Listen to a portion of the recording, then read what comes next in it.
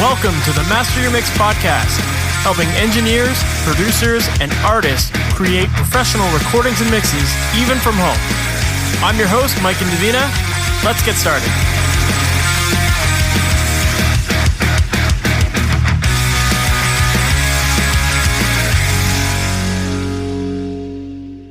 Hey, welcome to the Master Your Mix podcast. My name is Mike and Davina, and thank you for hanging out with me today.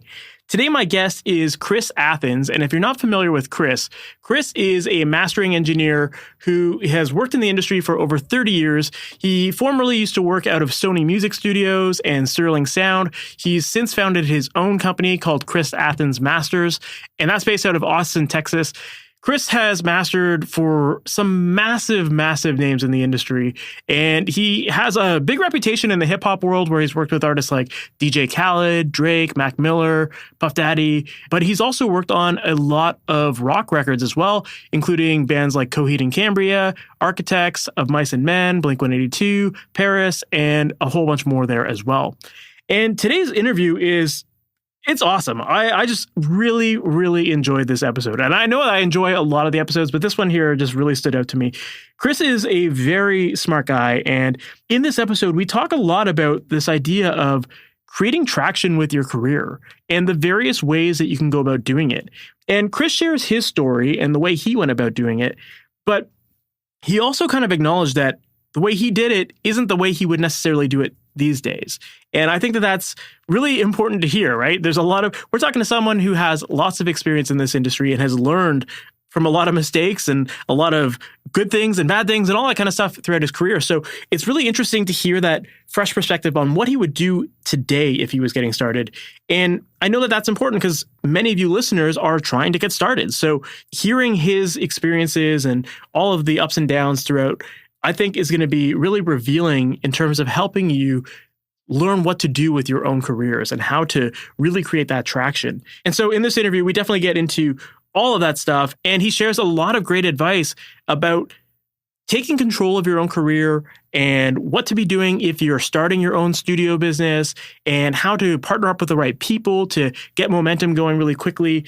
There are just so many amazing lessons that Chris shares here. And yeah, I was taking crazy, furious notes on my iPad listening to this interview. But yeah, I think you're going to really enjoy this episode. And then we also get into his mastering process. Obviously, with such a massive career in this industry, there's a lot to learn from him. And the fact that he's been able to work out of some of the biggest mastering studios in the world and has learned from some of the biggest mastering engineers as well, you can pretty much guarantee that you're going to learn a couple things or two, right? So in this interview, we definitely get into a lot about his process as well. And he gives you a lot of great things to consider if you're mastering your own tracks so that you can get the best results out of them. So with that said, let's just jump right into this interview because there is so much here to cover, and I know you're going to love it. Chris Athens, thank you so much for being on the Master Your Mix podcast. How's it going, man? It's going good. Pleasure to be with you. Thank you. For people who might not be familiar with you and your background in the industry and all the cool stuff that you've been up to, can you give us a little of that history of who you are, what you do, and some of the projects you've worked on? Yeah. First of all, if you've never heard of me, shame on you. Of course, right? That's the first thing. My kids frequently ask me if I'm famous, and they do it in a way that's like really genuinely hopeful. So I enjoy crushing their dreams and telling them that, no, I'm not famous at all. But there's a few people who know I am in a specific industry. And that's good enough for me. Fair. What do you want to start with? How my career started, or yeah, like how did you ultimately get started with production to begin with? Like, what inspired you? Were you a musician to start with, or how'd that happen? Yes, I was a marginal musician. That's how it all started. It all started with most of us, I guess, with a love of music in general.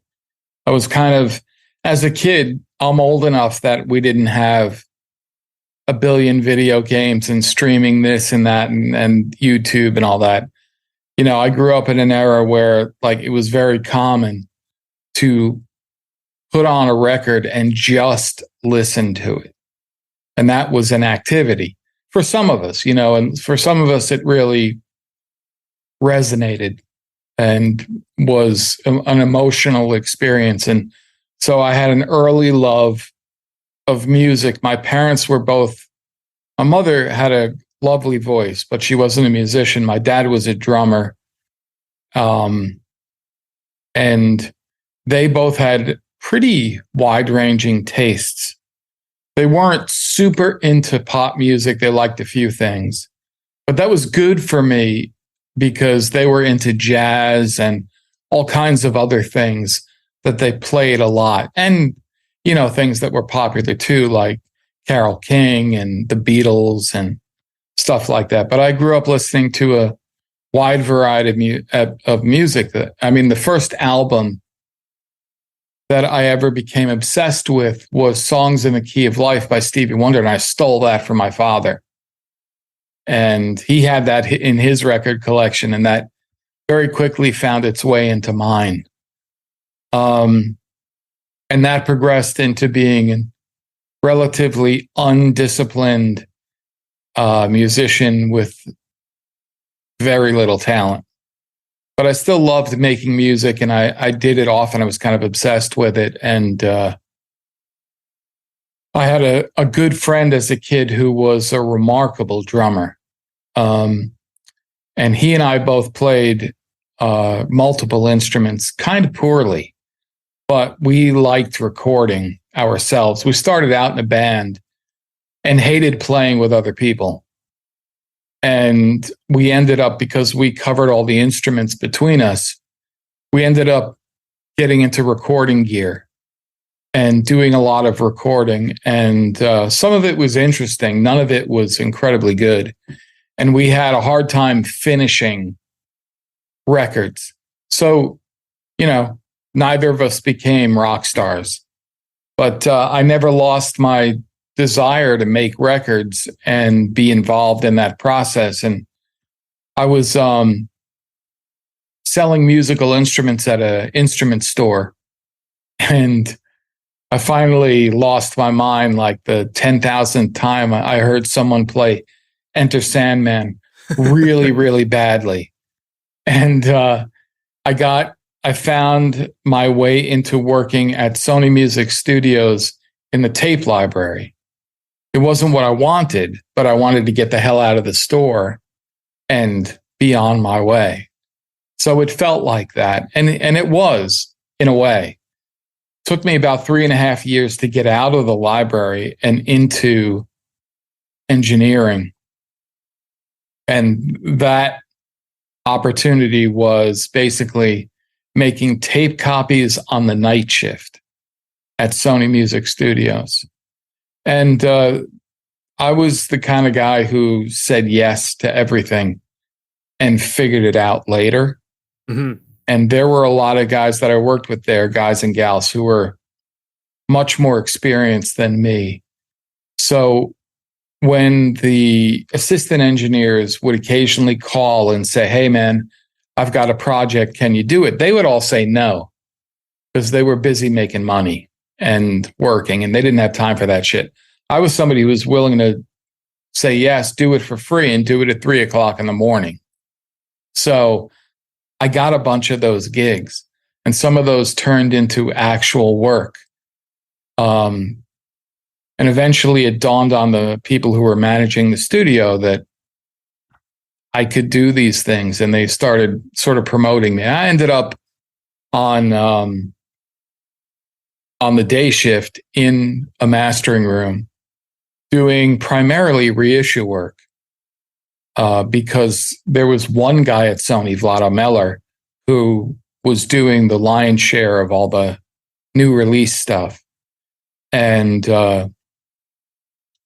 I actually worked for him as an assistant briefly during my tenure there at Sony. And he taught me a lot, including how to cut vinyl. And that was where I got my start, one piece at a time. I'll tell you, I can tell you, if you're interested, the 2 or 3 projects that really got me on the path to being a professional mastering engineer, doing more than just reissue work. Not that there's anything wrong with reissue work. It was valuable experience. The first major one was I did one of those records for an assistant in the mix rooms at Sony. Sony was a huge complex, mix rooms, mastering rooms, video, etc. And one of the assistants called me up and asked me if I would do him a favor, and I did it, and he loved it. So about a month later, same guy calls me up and says, "Hey man, I'm down here chilling with Jerry Marotta. We're working on this record. We're recording for Will Lee, the bass player from the Tonight Show or whatever it was, David Letterman's thing." And Jerry was the drummer for Peter Gabriel, and I was a huge fan. I had seen him in concert and all this other stuff. I said, "Hell yeah." And I went down and met with him. And it was pretty funny because he asked me, he said, I need this record mastered, and we were going to send it to Bob Ludwig. And I was like, "Yeah, great." And he said, "But what have you done?" And I said, in a moment of clarity, I was like, "Don't lie." So I didn't exaggerate or anything. I just said, "Nothing you've ever heard of." And he laughed. But I also said, "But if you want me to take a shot at a few of these songs, I'll do it for you. And if you don't like them, no big deal. And if you do, maybe we'll work together." And he was like, "Sure, kid." And he handed me the tape, and I did it for him. He loved it. And I did many records with him. We're still great friends. And I occasionally do records that he produces or plays on. But that was a long time ago. That was like 28 years ago or something like that. And anyway, it took off from there, and there were a couple of other things that happened. A few people that I did things for really liked it and then brought me lots of work, like Kurt Yano, who is a producer and musician who lives in New York City. I did weird things for him, like Phoebe Snow and these big blues guys and stuff. And it just kind of got from there. But one of the biggest breaks was the way I got into hip hop, for instance, was Vlado. Vlado was one of the busiest guys at Sony, and I was working with him. I think he liked me a little bit or whatever. He liked what I was doing. And one day he was working with the guys from Raucous Records in New York City. And they were a very new company and very young, and they didn't have a lot of money, and the records weren't big and famous. So one day he just said, "You want them, kid?" And I was like, "Yeah, sure." Because I said yes to everything. Yep. And when I started working with Raucous, the guy who was the president of the company, Jared, I think his name was, he used to show up with the tape in his hand, like the president of the company. And they were primarily doing singles. And I did their first. I started working with them, and they gave me everything pretty much that they were doing, including their first big kind of musical act that was not a compilation, which was this record called Black Star. Well, the group called themselves Black Star. It was Mos Def and Talib Kweli, who went on to great fame in that genre. And I did that record and a bunch of other stuff, and Raucous Records really blew up around that time. And I was doing all those records, so I started getting phone calls from all kinds of other primarily urban music artists from around the world, and that kind of started it. That's amazing. I love that story because I think there's a lot of people listening to this who I know are afraid to take chances or are afraid to take on opportunities sometimes because they're just like, "I'm not ready for it. I'm not cut out for it." And I think that that's such a paralyzing thing. So to hear your story where it's just like, just jump in, take a chance, and it either works or it doesn't, but you at least got your shot. I think that's a big lesson.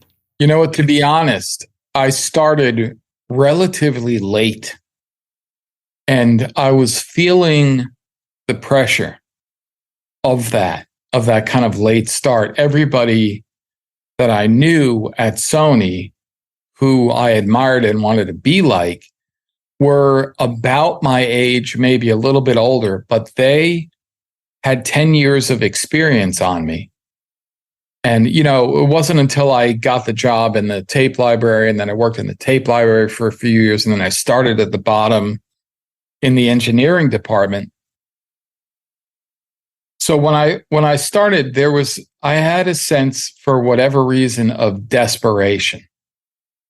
And it made me work really hard, too hard, as a matter of fact, because I burned the candle at both ends for many, many years. And that kind of thing is not good for your health. But I went at it like nobody's business. Didn't sleep much for about 20 years. Yeah. And really, it was just that kind of desperate effort to catch up that pushed me to do these kind of not risky things, but take chances. You know, I only really got burned when I was at Sony one time, and it taught me a big lesson about preparedness. I was working on a record with somebody I'd never worked with before, who had worked with some very credible mastering engineers. And one of the things I was using was an old digital Neve mastering console, which was great. It was really a really good tool, but it froze up in the middle of my session. And I absolutely could not figure out how to get it unfroze. And it kind of messed up my session big time. And the client was disappointed and probably a little turned off.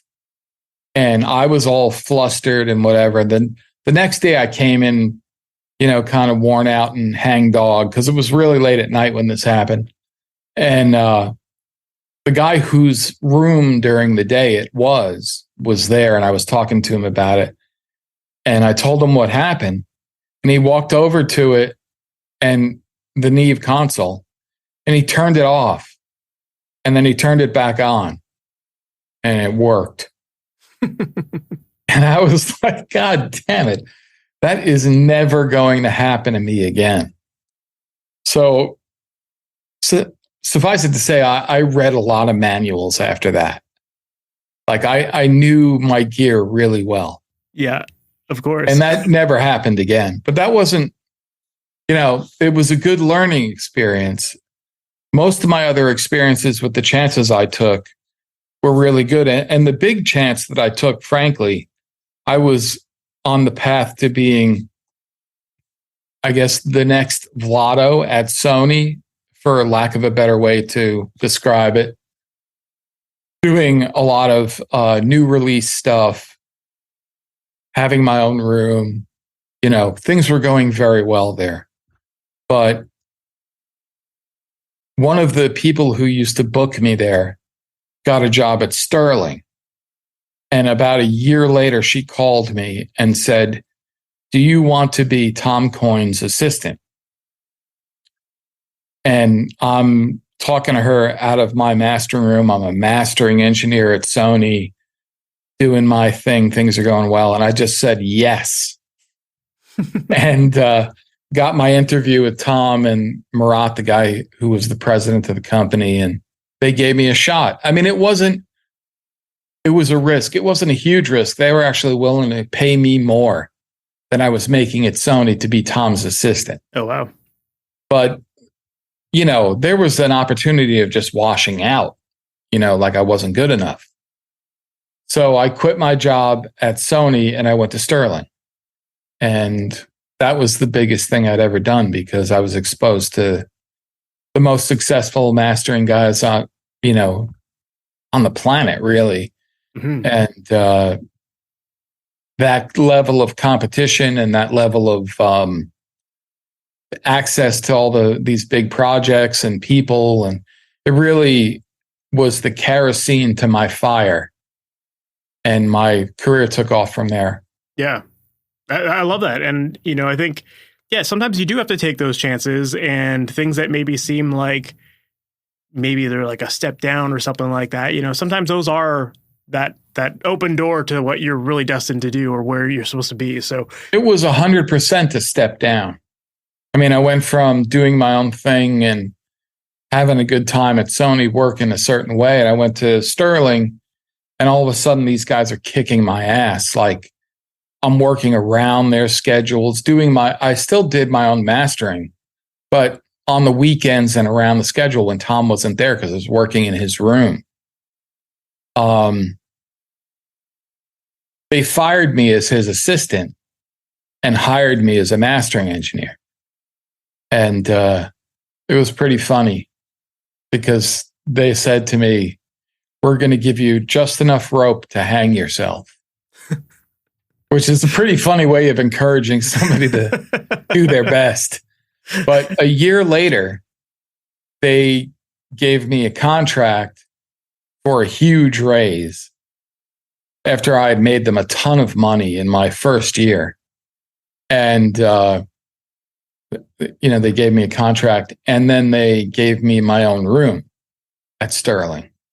And there were people who were there before me who were angling for that room, but they didn't get it. I got it.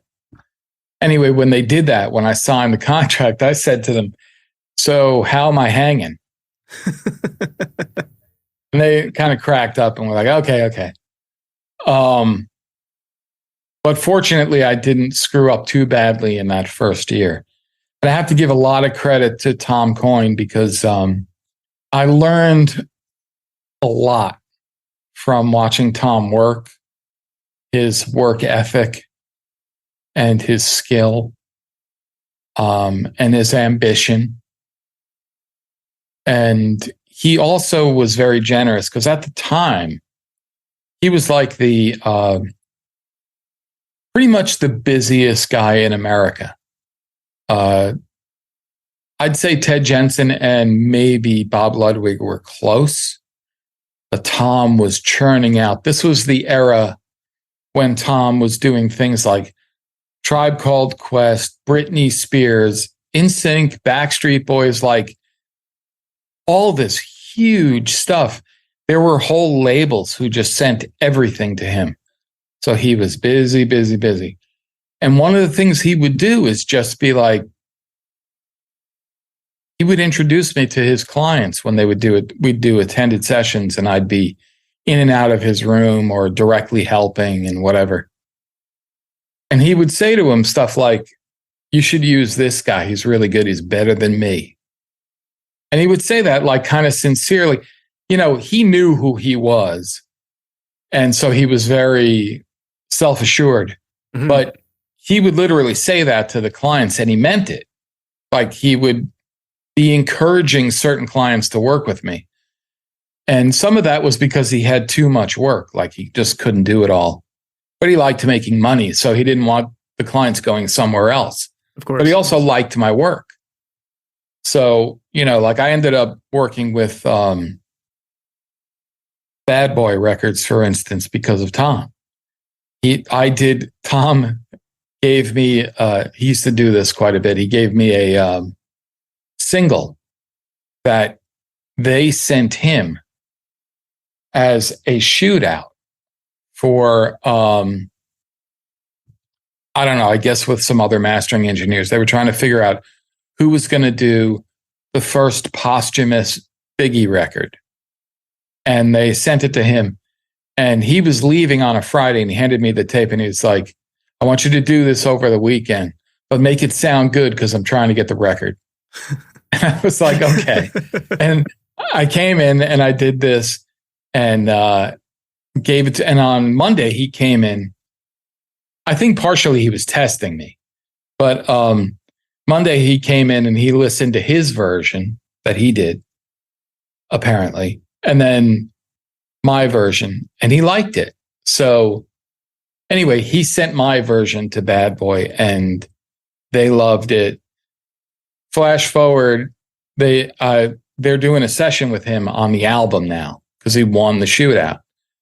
And I walk into his studio and he introduces me to the people in the room and he says, I overhear the client say to Tom, we really loved what you did on the single. And Tom looked at them and was like, "Oh, I didn't do that. He did," and pointed at me. And I was like, "Gulp. Is that bad?" Hi, guys. Anyway, the guy was like, "Okay, cool." But later on that day, I'm walking in the hall of Sterling. The guy comes up to me and he goes, "Just do me a favor and listen to the record later. Make sure everything's okay." And I was like, "Yeah, okay. Like, you're in the room with Tom Cohen. It's going to be fine." But from then on, Bad Boy booked me exclusively. I did everything they put out for 8 years. Wow. Because of that moment and Tom's generosity. That's amazing. Yeah, it sounded like you surrounded yourself with the right people and you worked your ass off to prove your value. And because of that, people were willing to give you a shot. And I think that's a big thing. Like, you know, some people feel like they're entitled to it. I got to make a big shout out to Tom's booking manager at the time. Her name is La Rivers. And she was a very well-connected person and very, very charming. And like, everybody loved her. And she gave me a shot at a few records that Tom was too busy to do. And fortunately, they came out well and the client was really happy. So she learned really quickly to trust me. And she liked me personally. So she, as often as possible, would steer projects my way. And that had a huge effect on my growth as well.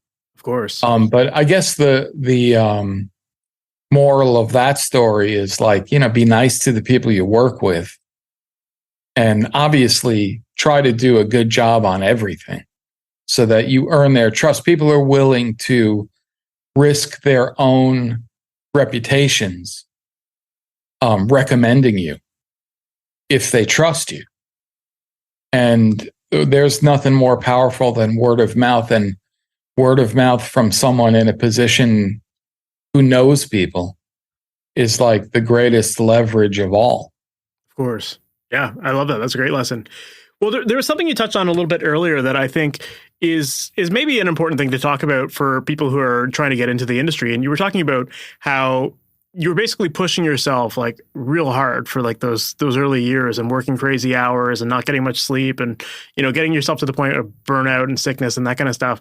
And I think that like that there's something to be said about that, you know, and you commented that it wasn't a healthy way to go about doing it.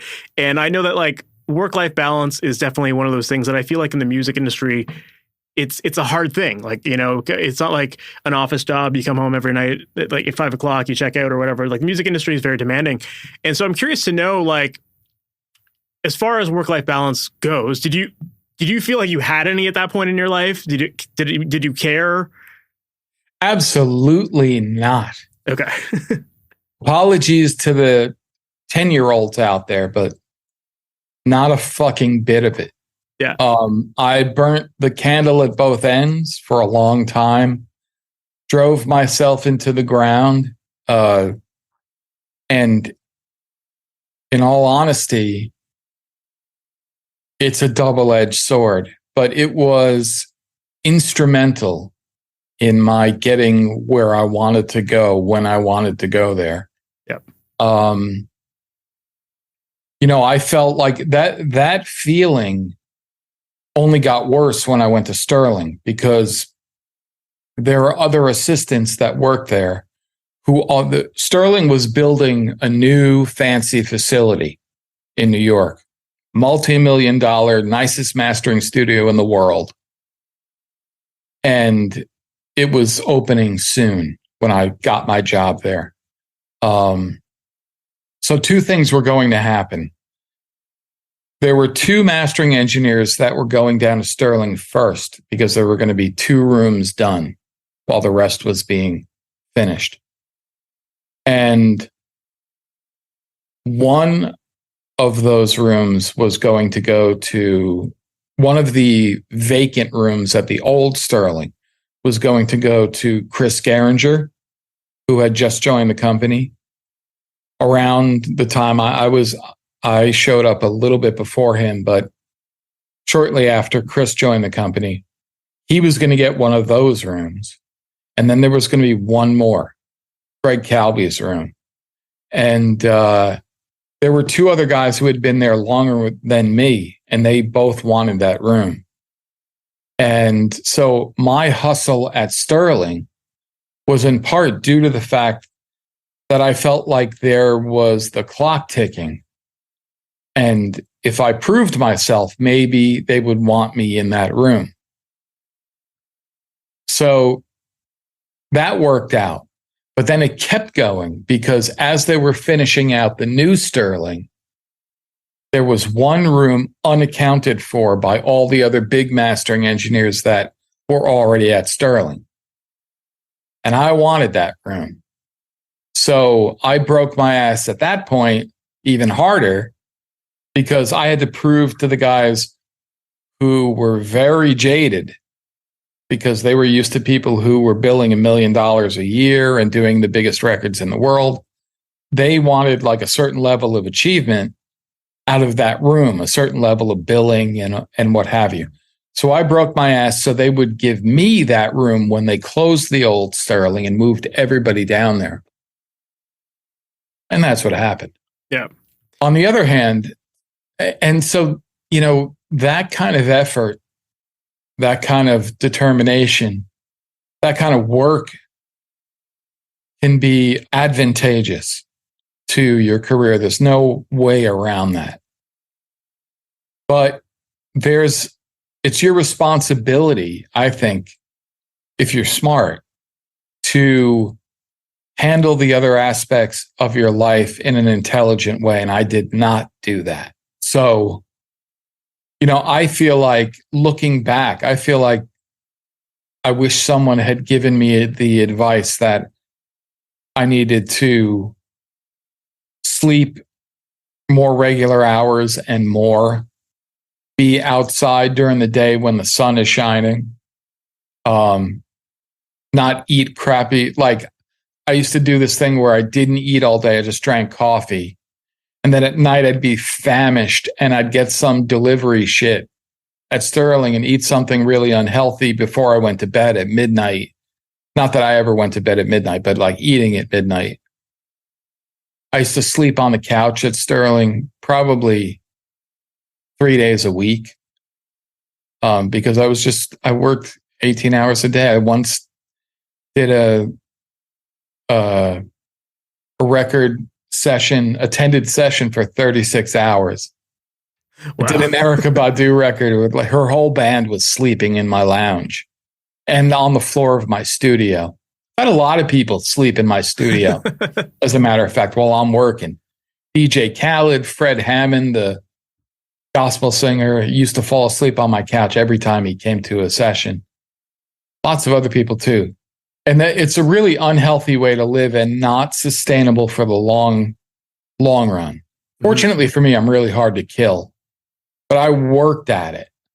You know, yeah. I tried to kill myself doing work and I got lucky that I didn't actually die. But, and I'm not kidding when I say die. Like I've had a couple of minor strokes. I beat the shit out of my kidneys. High blood pressure, all that kind of stuff, Lyme disease, which is like not totally related to mastering, but it also made me exhausted and I worked right through that. So do you think that, like, looking back at it, I mean, the way you're talking about it, it kind of sounds like to some degree you couldn't have done it any other way. Maybe do you think you could have done it differently? That's what I thought. That's what I felt. So looking back at that, you just said that's what you felt, at least in the moment. But maybe now, in hindsight, you're looking back at it. Do you feel like you could have done it any differently, or for people that are like trying to get into this industry now, like, do they need to be committing to doing the same thing as well? Or here's the thing: I didn't give any thought while I was doing that kind of work style. I didn't give any thought to the other side of it. I thought I was tough and unkillable. And apparently I was pretty tough. But I thought I could work through every problem. And the truth is that there are more intelligent ways I could have run my career where I would have had to work hard to get to the same place, but I think not as hard if I had been smarter about certain things. I'll give you an example. I'm a relatively terrible networker. And I know this because I know some friends from the industry who have become good friends who are phenomenal networkers, natural, non-like icky, like charismatic, smart networkers. Some of them have been my networkers, like people who have introduced me to people using their networking skills and charisma. And I'm not a great networker because I know what that looks like, and it ain't me. I'm not the worst because I'm a reasonably nice guy. And, people like me when they hang out with me or whatever. But I'm not one of those guys who can go drum up new business by putting myself out there. You know what I mean? And sort of networking more intelligently and with more effort. And I never did that. And I'm assuming part of that is because it felt salesy or salesman-y, and I was a combination of too arrogant and too shy, maybe, to put myself out there like that. Fortunately, word of mouth is very powerful. But if I had it to do all over again, I would focus a small amount of my energy on networking and even, although it's a dirty word, marketing.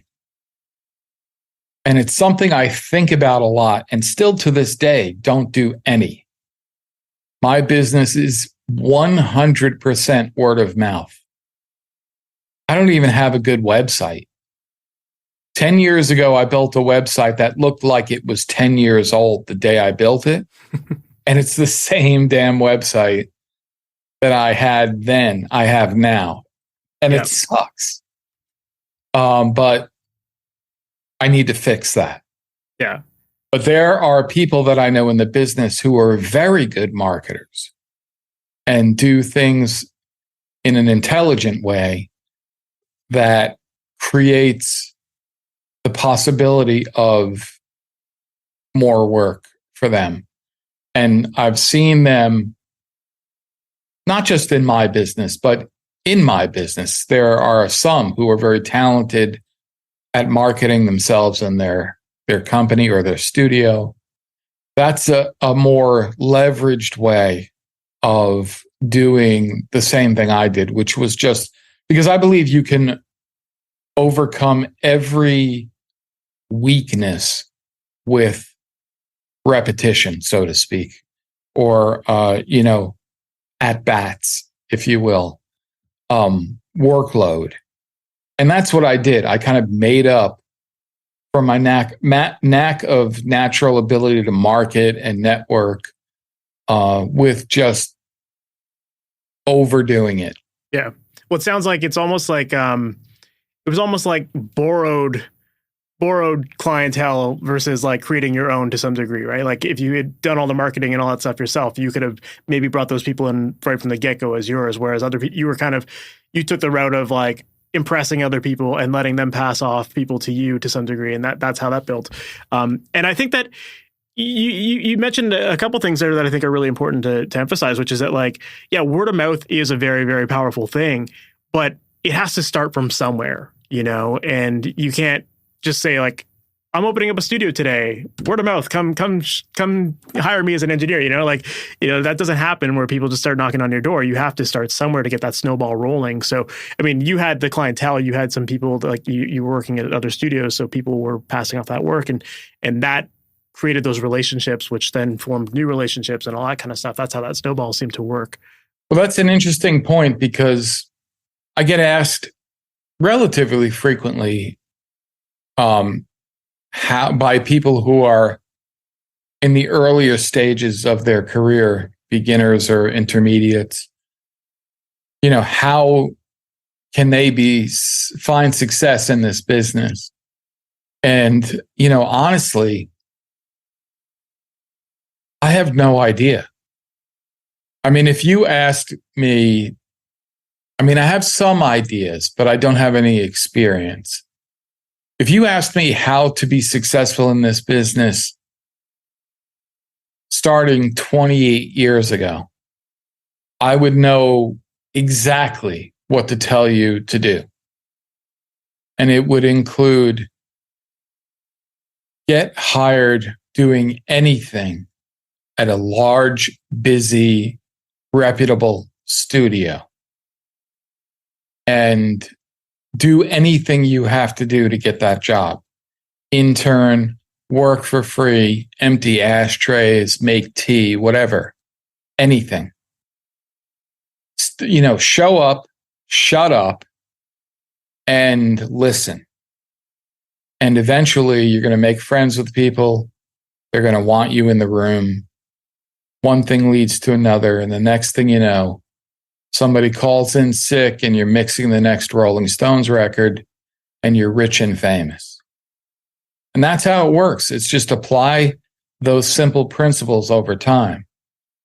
But the question of like starting out now and achieving success, the industry has changed so much. When I started, there were essentially, a dozen mastering engineers doing almost all of the big records in the world.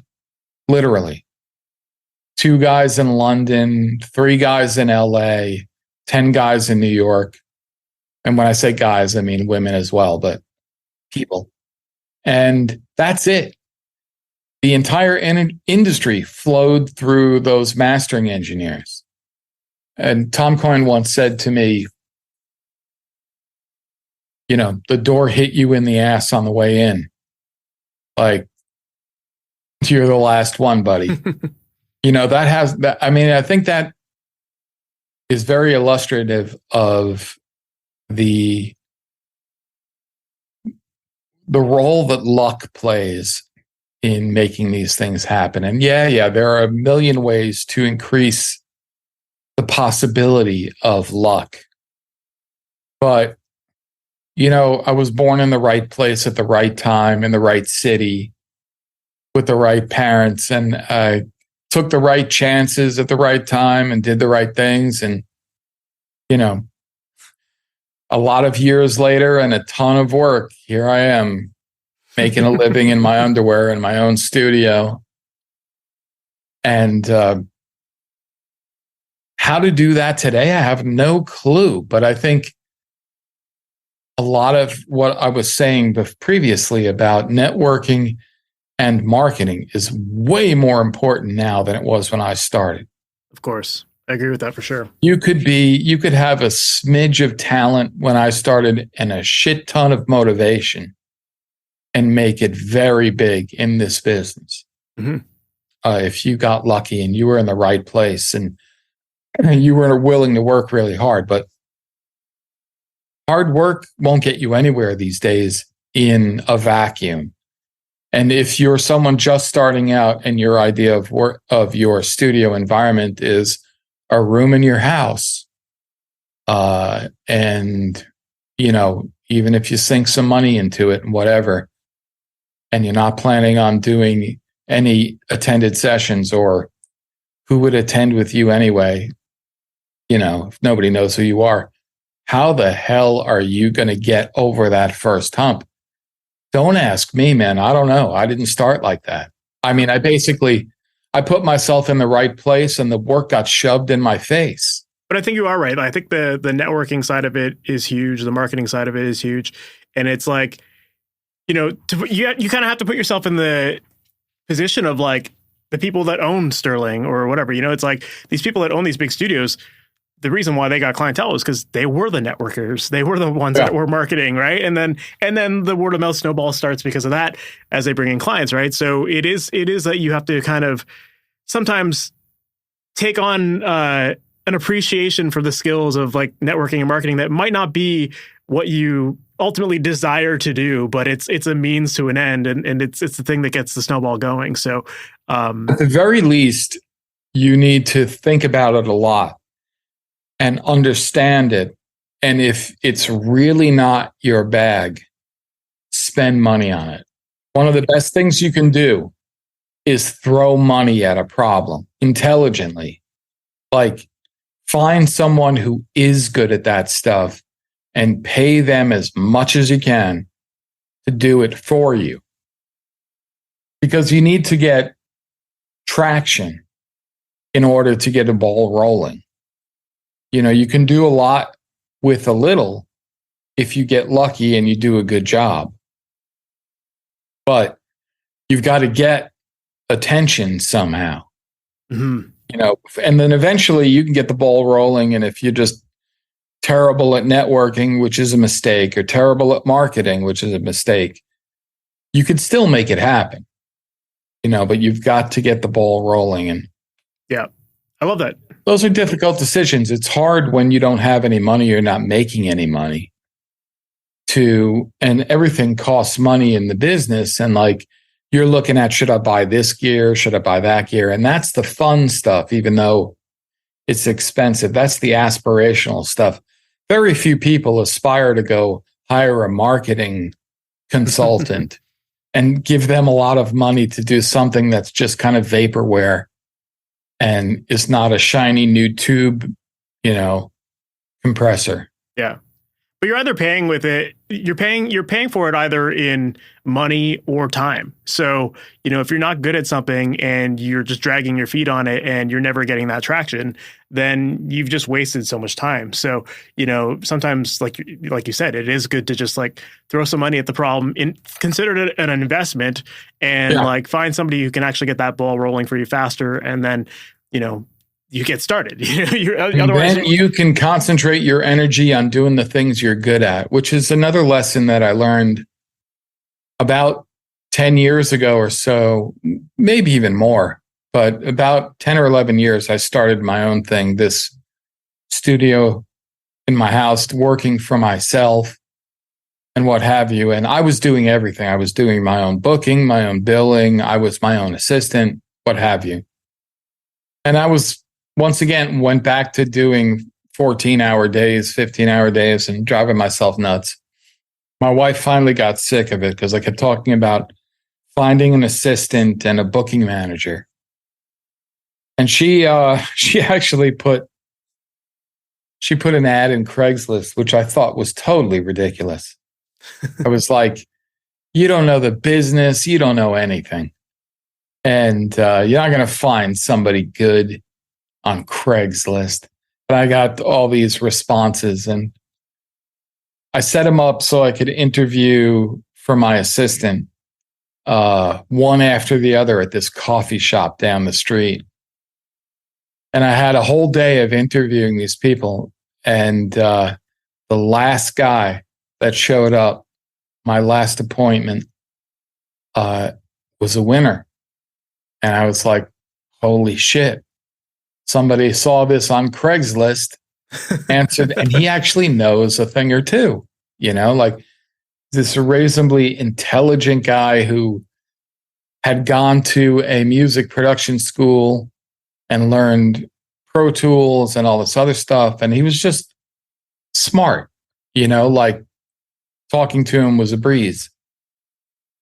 And I thought to myself, okay, so I hired that guy. And then I hired him before I felt like I could afford him.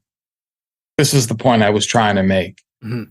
Because that's kind of scary. Like, one of the things I think you should do after you get the initial ball rolling in your business is to stop doing the things that are not part of your core competency. If what you do best is master records, and what people are showing up for and paying for is you mastering their record, stop doing all that other shit right now. You got to stop doing it before you have to stop doing it, before the work is overwhelming, and before you're falling behind schedule and not doing your best work and getting stressed out and not sleeping and, becoming an awful person to be around. You have to do it before then. One of the risks you have to take is offloading all non-crucial aspects of your business to someone trustworthy who you can leverage their time. And that is something I've worked very hard on for the last 10 years. I have 2 assistants and a booking manager, and my booking manager is also an assistant. He's a qualified audio guy, and he worked for me at Sterling. And I was able to talk him into joining me. So my workforce is distributed. I got one guy here in Austin, one guy in Nashville, and my booking manager is in Denver. My booking manager does, obviously, my booking, scheduling, billing, follow-up emails. He's capable of answering some technical questions. And I have my assistants for setting up my sessions and then delivering my masters and other various things that I don't want to do. And once you train a good assistant, for instance, I don't even do stuff that I'm okay with doing, like sequencing records, like putting an album together in order and the spaces and stuff, because my guys are experienced enough that they can do that with feel and, where I think, oh, that's what I would do. And as a result, we work very, very efficiently. And I'm able to get a lot done. And not only that, what I get done is better quality because I'm not spending any mental energy on things I don't need to be doing. I don't need to be labeling songs and putting in ISRC codes and running off DDPs and QCing stuff and all of those things, even assembling records or what have you. All that stuff they do for me.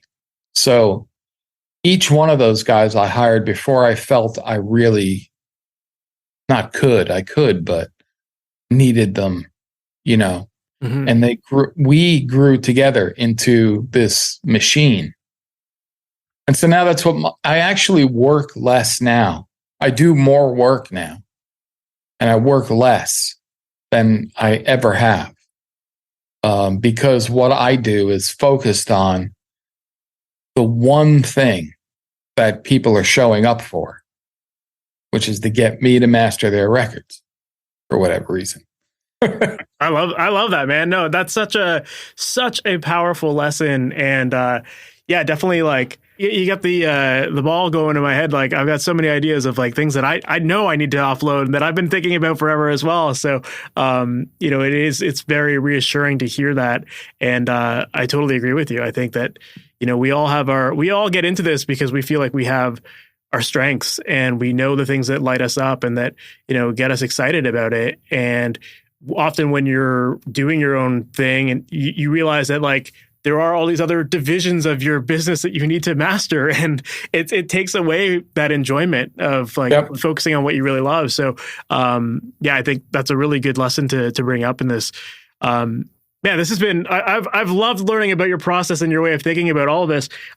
Before we wrap up the conversation, I'd love to just quickly dive into some of your mastering process a little bit to just, get a little bit of an understanding of some of the stuff you do. I told you I was going to ramble. No, it's all good.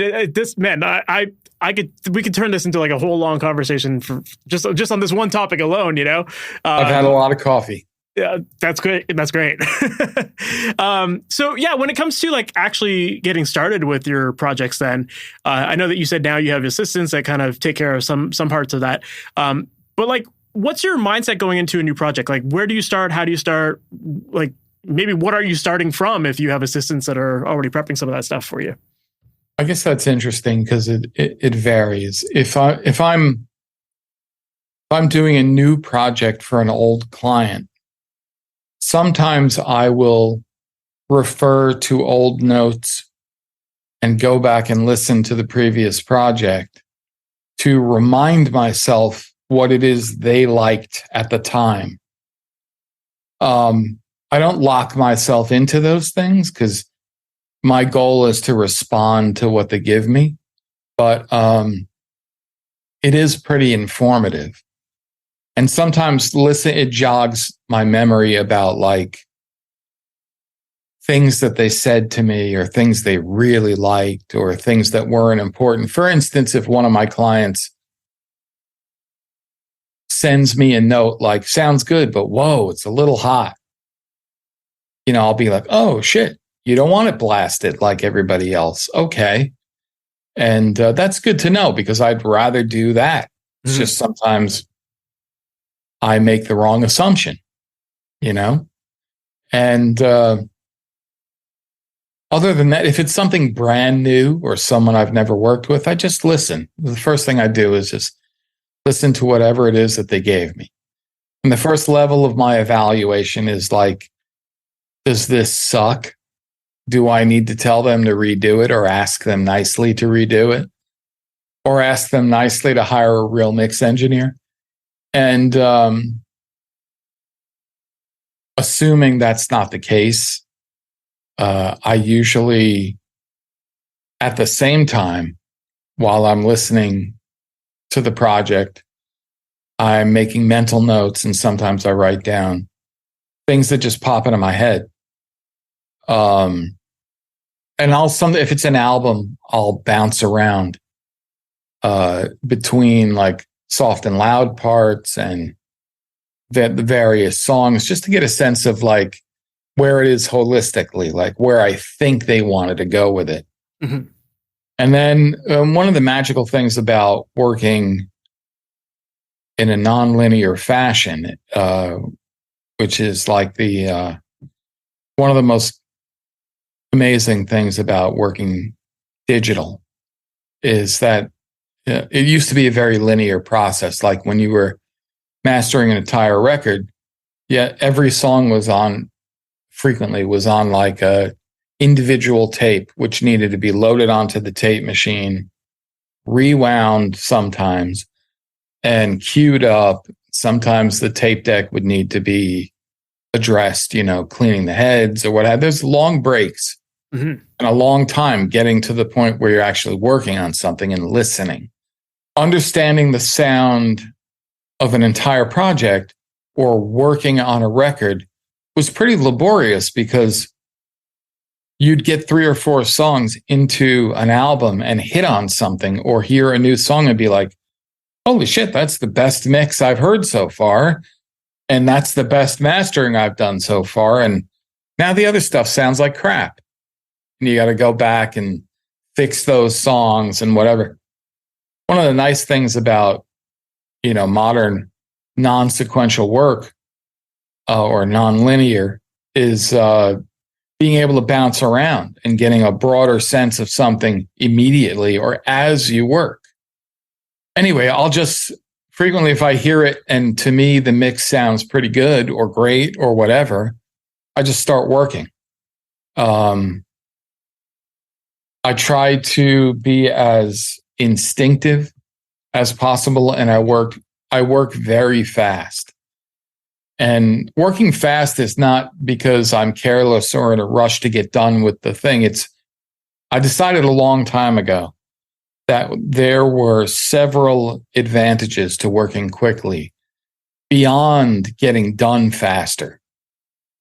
And those advantages, to my mind, were that one of the disadvantages of listening in a broad context to something you've spent months writing and recording, and then if you're the mix engineer, hours to days mixing or whatever, is that you lose a little bit of that instinctive perspective, or it's easy to. Mm-hmm.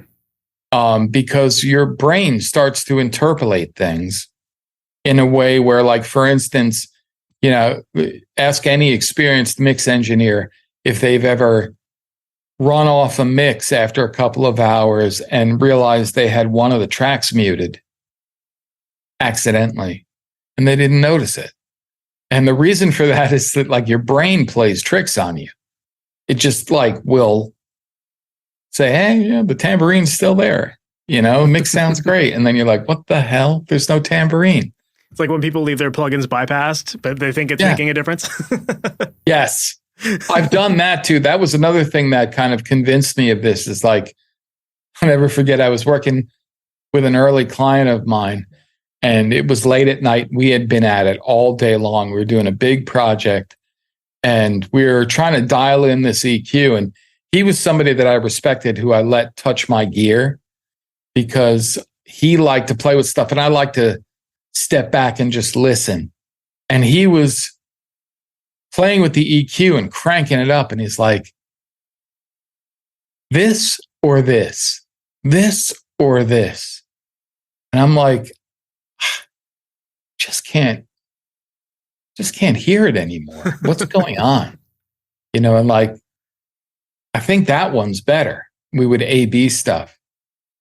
And then eventually we realized that we had the EQ in bypass and we weren't doing anything.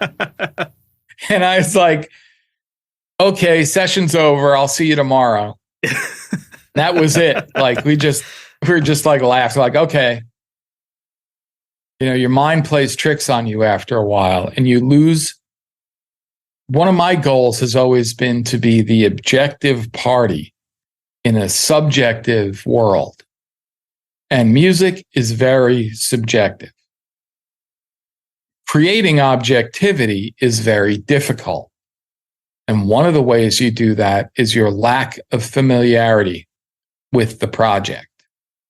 You can be objective only so long and only through so many plays of listening to something. And the more objectivity you lose, the smaller your perspective. And I think that early on, I realized that I'm at my best when I'm just reacting and I'm not thinking too much. So I kind of trained myself over the years to work very quickly and make decisions really quickly. And they're not always 100% the best. And of course, the best is a moving target in a subjective world. But that's how I work, fast. So when you say that you're a fast worker, like, how long does it typically take you to master a song? The length of the song. Amazing. That's fast. Usually it's 10 seconds, but there are some songs that'll throw you a curveball. Like, I can listen to, honestly, the soft part of the song and the chorus, and I know what I want to do. What helps that is the quality of work I get is relatively high, because I built up my business over the years and I have clients that send me. Most of my clients are pretty serious. Mm-hmm. I still get shitty mixes now and then, but it was all shitty mixes when I started. And those are much more challenging, and they require a different mindset and a different set of tools to try and extract, assuming you can't go back and fix the mix, to try and extract something much more usable out of whatever you've got. And, so it takes a lot more time, a lot more experimentation, and it gets tougher the longer you do it, because you start losing perspective and not knowing if you're making an improvement or just making a change. And to me, that's the most crucial thing, is I don't want to just change stuff for the sake of changing it or making something loud and hoping to sneak it by people because it's just a little louder. I like to make a positive change if one is kind of required or would be an advantage. So the way I do that is by working very quickly. So my reactions to what I'm hearing is very instinctive, and I just go for it. And if you want to know technically what my process is like, both broad stroke EQ, for instance, and surgical EQ, for instance, are valid tools.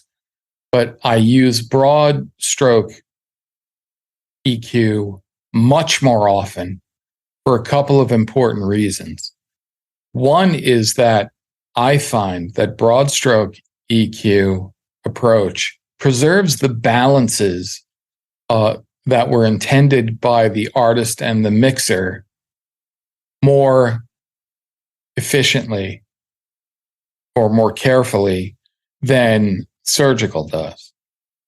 Surgical has other problems. It's also, broad stroke is also more natural sounding, inherently more natural. Surgical EQ I use to fix problems, but there's always a compromise. And what you have to decide when you're doing things kind of surgically is like, is the medicine worth more than the illness? Like, if I do this and it affects the snare, but it fixes the vocal a little, is it worth it? That's the compromise. Mm-hmm. And those things are always a matter of taste. And taste is something that anybody who's a mastering engineer has to have more than anything else. And it's kind of a nebulous thing, but I think it's true that like your taste is fundamental, because what we do is really very, very simple engineering wise. It's not technically complicated, but small changes at the last stage have a powerful effect on the project. So your taste, like deciding what not to do, is as important as what to do. Yep, absolutely. I love that. I think that's a really good point to bring up there. Well, I do use both techniques, but but more sparingly on the surgical EQ side. Well, it's true. That's a good thing to bring up, because I know some people think of mastering as like just correcting mistakes and, thinking that it's a lot of surgical stuff because of that. And then there's other people who view correcting as like the broad musical sense of things and more enhancement, I guess you could say, right? So there's a time and place for both of those for sure. Yeah. And like I said, the caveat is like, I'm lucky enough to work with a lot of very experienced mixers, people with tremendous talent, in some cases much more than I have. And their shit sounds good. Yeah. So I don't have to do a lot of surgical stuff because I'm not correcting a lot of things. I get to spend most of my day making enhancements to things that really don't need it. And, I do half a dB at 10K, and everybody thinks I'm a genius because the song sounds great and it goes to number one and all that stuff. But the truth is, like, it would have done exactly that if I hadn't put 10K at, a half a dB at 10K. Yeah. Called it a day. But I'll take the Grammy. Thank you very much. But that's also like, that says a lot about you and your objectivity of it all, right? Because like some people would feel like they need to leave their mark on a mix and go more heavy-handed because then it like makes it sound like they did more to it, But I think that says a lot about the attention to detail that you put into everything. Because half a dB, some people might not even notice that, but to you, you're noticing how big of a difference that makes, and also how you shouldn't mess with the mix if it's sounding good. So yeah, I think that's a really good sign of a mastering engineer.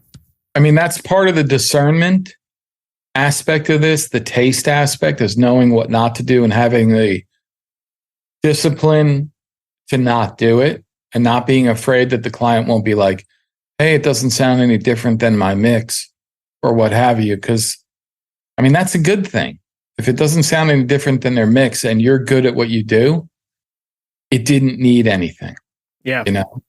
And your job at that point is simply to top it and tail it, make sure it sounds the way it's supposed to sound, and like, just do this. and send it out into the world. Mm-hmm. And I think your better clients will also appreciate that, because a lot of them know their shit sounds good. Yeah, they don't want someone to undo all their hard work. Right. And or just like piss all over something because you want to like affect it somehow. Mm-hmm. Yeah. Which is really, to me, just a waste of time. Anyway, yeah, that's the process, man. It's something I think about a lot. Well, I mean, one thing that I've always found really amazing about your masters, and it makes sense. I mean, you work on a lot of hip hop, and low end is obviously such a massive component to all that kind of stuff. But even with your rock mixes that you do too, like I've always felt the low end of your tracks always sounds really big, but also very clean, very polished. And so I was curious to learn more about your process as far as achieving that big low end, and not getting it to sound too like overdone or farty or whatever on a mix. Like what's your secret sauce to getting polished low end?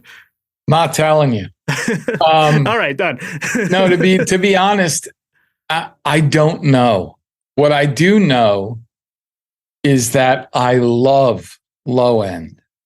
And I think that's a huge aspect, or maybe even reason, why the low end on my stuff tends to sound good. I mean, it's the first and foremost, it's because of the talented mix engineers that I work with that get it right. But it's also because I love it. And I guess because I love it, I'm kind of focused on it. Mm-hmm. And that makes sense. Because I'm focused on it, I'm, doing a good job, I think, of not messing it up, but enhancing it when I can, or preserving what's there while all the other things are happening as well. I'm not sure. I don't do anything secret when it comes to low end or any part of the mastering process. I don't have any secret techniques or anything like that. It's just choices. Yeah. And on that topic of like the broad stroke versus surgical stuff, when it comes to your low end, do you find that you tend to do one more than the other? Is it still broad stroke there? It is. I mean, there are occasions where I filter some sub frequencies in order to not bother the downstream, not to load down the downstream devices most of those songs will be played on. I do occasionally get mixes with, as you might imagine, tons of bottom end. And sometimes that bottom end extends very low in kind of a non-musical way.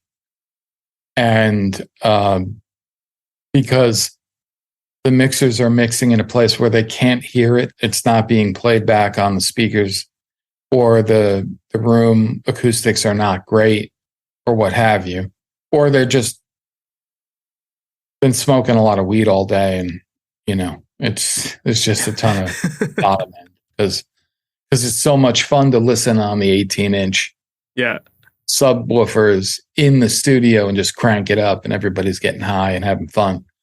And then I end up with a mix that has like a shit ton of low end at 12 hertz. But I will frequently play with where the filter starts and the shape of the filter and how much it's cutting out, and play with the balance of what I think is going to be audible low end and what I think for most people is going to be felt low end for people who listen in Jeeps or big car speakers or systems with subwoofers, and then stuff that I think nobody's going to hear. And so I'll play with that until I feel like it's either enhancing the low end or it's not making the low end feel or sound weaker, but at the same time opening up a little headroom and not bogging down subwoofers with non-musical low end. That makes sense. So I'm assuming you're mastering with subwoofers to obviously hear a lot of that stuff as well, right? Yes. Yeah. I have very, very big subwoofers. Yeah, I would figure you would have to. They are gigantic. Yeah. Now you're bragging about them, but like, what? How big are they? What are they? They have 3 drivers and they're enormous. They're made by Dyne Audio, and I believe they were custom. The C4s are something that Dyne Audio put out, but I have not seen a lot of the subwoofers that I have out on the marketplace, except maybe the guy at NRG in LA might have a room with the C4s and the my subwoofers. Mine were actually made for Aerosmith. And I know the guy at Pro Audio Design who did their install. And I'm not sure why Aerosmith didn't keep them, but he had this system at his stand at AES. And I had already been using the C4s with little single driver subs at Sterling, and I loved them. And so I went to AES and I saw my guy and I saw this rig and I was like, holy shit. He played it for me and I was blown away. And so I bought them. Amazing. Love it. Right on. Well, last question I have for you, to sum all of this stuff up. At the end of the day, ultimately, what makes a great mastered mix, in your opinion? One that is approved by the client. Great answer. I mean that with utter sincerity, because it's my belief that you cannot master records for the public or the listening public. That's nice to say that you do, but I feel it's nearly impossible to do. People listen in a variety of ways and for a variety of reasons. And you can't compensate as a mastering engineer in your nice room with your nice speakers and all that stuff. You can't compensate or hope to translate in every listening environment. So in principle, what our job is, I believe what the job is to do is to,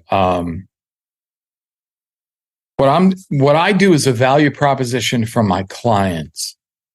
They don't need me. Most of them, especially the big ones that do big records, they actually literally don't need me at all. They could put out their records the way they are and still sell and still have 1 billion streams, you know? What I'm giving them is a value proposition. Do they like what I did to their record more than where they had it? And if they do, then they like my work and they're going to put it out that way. And if they don't need me at all. But my job is to make the artist happy. And the mixer is also the artist as a group. Mm-hmm. My job is to make them happy. And one of the illustrations of that I like, that Ted Jensen is probably tired of hearing about, is the album by Metallica, Death Magnetic, right? Was that what it was called? Anyway, it was the one that was famously like distorted and Saint Anger. Everybody hated the way it sounded and blah, blah, blah. It's funny because I was with Ted one of the days he was working on that record. And he came out of his room and I was in the kitchen at Sterling and he said to me, you want to hear something? And Ted is not a man of a million words. So when Ted comes out of his room, the chief engineer of Sterling Sound, and he says, you want to hear something? You pretty much say, yeah, of course I do. So that's what I said. Yeah, of course I do. We went into his room and I sat in his chair and he hit play on his computer. And all of a sudden on the scope was this triangle of death. that comes up when you something's just distorting everywhere. And I'm listening to it and I'm like, holy shit. And I turn around and I look at him and he goes, I'm fucked. And I was like, you're fucked.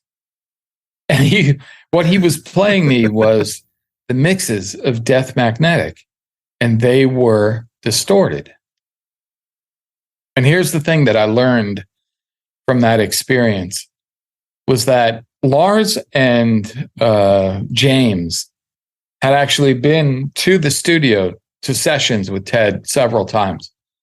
And Lars and James were already huge rock stars. They had already had out, I don't know how many records, 10? Nobody told them what to do. And they had a shit ton of experience as record makers. They had final approval, as most artists do. It's not a record label thing. Most of the time, it's the artist approving the record. Nothing ever comes out of a mastering studio and goes straight to streaming or the pressing plant. It's always approved. And they approved that stuff, and they approved those mixes. And the mix engineer was in the same position as Ted was. Lars and James knew what they wanted. They got what they wanted from everybody in the chain, including Ted, and they approved the record. So if you didn't like the way that record sounded, tough shit. That was what Lars and James wanted. They wanted that record to sound exactly like that for whatever their reasons were at the time. And that's their prerogative. It's their art. It's their record, you know? I love that. That's a great example of what you're saying. It was Ted's job was to make them happy. And that's exactly what he did. He worked on that record until those guys, until the guys in Metallica were like, we're done, we love it. And then that's how they put it out. And he knew he was going to get a ton of shit from like the listening public. He knew that was coming. That's why he said to me, I'm fucked. And we both had a good, like, sardonic laugh about it. Because sometimes you're just fucked, you know? And there are brilliant sounding records that you had very little to do with that you get credit for. And there are fucked up sounding records that you put out that you did a magnificent job on, but still sound fucked up. And some people are going to hate. But that's not your job to worry about people that like or dislike the stuff that you did in general. It's too much of a moving target. Your job is a value proposition. Do you give something of value to your clients? And your clients are the artist. I love that. Yeah, man. That's a perfect place to wrap up. I think that it's a perfect story of, you know, seeing that at the highest level of you know, artists, you know, and yeah, dude, that's a great story. I love that. Chris, thank you. This business humbles all of us. It totally does. Absolutely. And I think that throughout this whole conversation, there's a lot of that kind of, a lot of that humbleness to what you're talking about here and like the lessons learned along the way.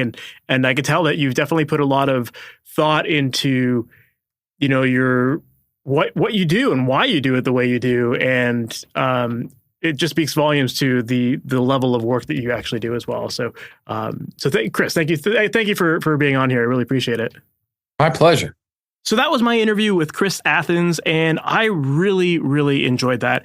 I loved learning about his approach to the things he would do differently if he were getting started today. And I think that idea of focusing on marketing and networking, that is something that a lot of people are very reluctant to jump into. You know, they think that it's like salesy and slimy and whatever. But it's like, the truth is, if you want to be your own boss, or if you want to have your own studio, you need to get people through the door. And that word of mouth snowball that we talked about, it doesn't just happen. If you build it, they won't come. they only come if you let them know that your studio exists, right? So you need to get good at that networking side of things. You need to get good at marketing yourself. And when you do that, it creates that base clientele that then can expand to new people and build referrals and this and that. So, I love that he talked about all of that stuff in this episode. I think it's super important. And like I said, I know some people are very reluctant to do it, but those are also the people that are going to fall behind. So if you're trying to get your career really going and get that momentum going, you need to definitely double down on that kind of stuff like he talked about here. I also really enjoyed talking about his mastering process and learning more about that as well. And I really like what he said about the idea of preserving your objectivity and why it's so important to work fast and understanding the benefits of doing that and how it's not about cutting corners or any of that kind of stuff, but more so reacting to the music and creating that emotional response, which, let's face it, that's what we want our listeners to have. So yeah, I really enjoyed that he talked about that as well. And I think that it's an important lesson for all of us who tend to get very overcritical with our music and we overanalyze everything. We listen to the songs a million times, but there's something to be said for working fast and trusting your gut and not losing that objectivity by having heard your songs thousands of times. So really enjoyed learning more about that. There was just so much that we could have talked about today and so many more questions that I had. So, I hope that you enjoyed that episode and I would love to have him back. So if you guys want him to be back, let me know. And I would love to have him back and continue this conversation. Now, there was one thing that he mentioned during this episode that I think is an important lesson. And the lesson there was that great masters start with great mixes. And that when you have great mixes, it makes the final product that much better. It makes it easier for a mastering engineer to get even better results. Whereas if you start with crappy mixes, a mastering engineer can only take it so far. So the lesson there is that you definitely need to be making great mixes.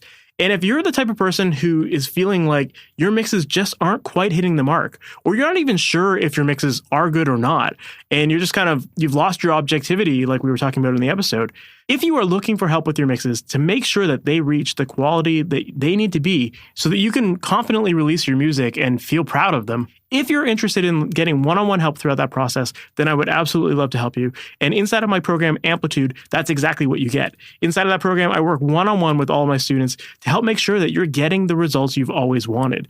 And I review your tracks, I give you feedback on them, and we work back and forth on them until they're sounding awesome. So if you're interested in getting that one-on-one feedback and support and learning the actionable steps needed to help elevate your mixes, then make sure to check out my program, Amplitude. If you visit MasterYourMix.com/Amplitude, you can find out all the details there. And I'd love to hop on a call with you and learn more about your goals and make sure that I can truly help you. I only work with people in this program who I actually believe I can help. If that's not you, then I will tell you not to work with me. But if I do think that I can help you, then we'll talk about working together inside of the program. And I'd love to show you what to expect inside of it and how I can ultimately help you out. So once again, make sure to visit MasterYourMix.com/Amplitude to find out all the details on that. So that said, we've reached the end of this episode. Thank you so much for sticking around to the end. And I can't wait to talk with you in the next one. Take care. Later. Thanks for listening to the Master Your Mix podcast. To have your questions answered, submit your questions to questions@masteryourmix.com. Please go to iTunes and subscribe and leave a review. And for more information on how you can improve your mixes, visit MasterYourMix.com.